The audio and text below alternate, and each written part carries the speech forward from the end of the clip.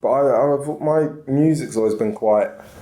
Everyone says they're eclectic, don't they? But it is quite eclectic. I think that I very much grew up in the hip hop era, so hip hop felt like our music. It really did, and it was for a big chunk. It wasn't mainstream like it is now. It was underground. I remember we went to must have been 15, 16, and so first of all we discovered Kings Road. So even though I was living in Earlsfield, all my friends still lived in Surrey Lane. So, and just across the bridge is Chelsea and Kings Road.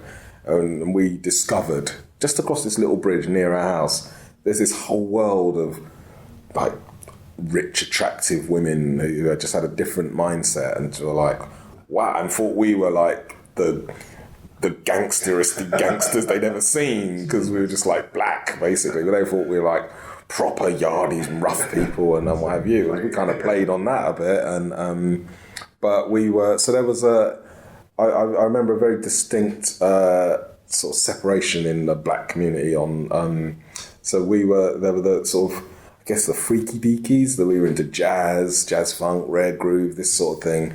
And then there were the raggers who were into sound systems, and we all lived in the same estates. We knew each other, whatever, but we felt like two different tribes.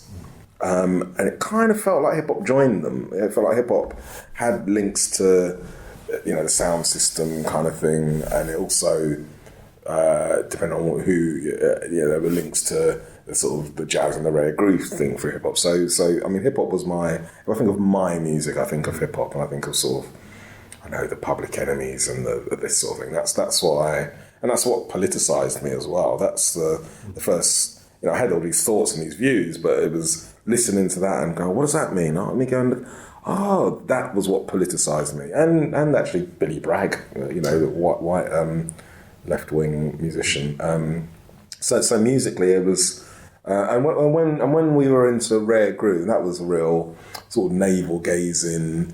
With the mates who were like really into their music, and they're going, oh, I found this track, and it's like some James Brown track, but it's a slightly different version. I'm like, wow, yeah, and getting really, I guess that wouldn't work now because you just Google it and it would be there, but it was a real hunt for new things. And a lot of this music was music that my stepdad and my uncles and, I'd heard all this stuff before, so there was a bit of a, white people reintroduced me to the music that I'd kind of grown up with. The same that with reggae, I wasn't into reggae at all. That reggae was like my mum's music, and the slightly older kids, it was their music.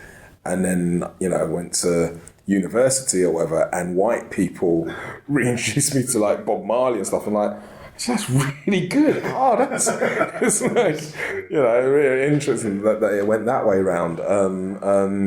So, and in terms of fashion, so our style, early on when we were in that sort of jazz funk age, I remember we used to wear, went to Top Man and we bought these wing-collared shirts and pink bow ties and like, God knows, these like jackets that were like shiny and like looked like water when they moved. I felt like, I looked like, I don't know, trying to dress like some 70s pimp or something. I don't know what the look was, but we had flat tops and like quiffs and sort of, that kind of grew into like the Pasadena type, those guys. So they were sort of, a lot of them, some of them were from around here, so we knew those guys.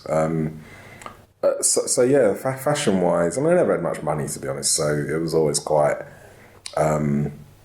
trendy. We used to call ourselves, so it was like, I remember sort of jeans and sort of jeans jackets, a bit of a cowboy thing that seemed to go on for a little while. I seem to remember everyone had cowboy boots and what have you. And you think, like, historically, if I was more aware, I'd be like, I ain't dressing up like no damn cowboy, but at the time, that was sort of the style. And little, like, string ties and all this weird stuff, and it was all quite dressy-uppy, whereas the sort of the raggers or whatever, they were more, I don't know, tracksuits and whatever. They didn't seem to have that same, they didn't dress in the same way, and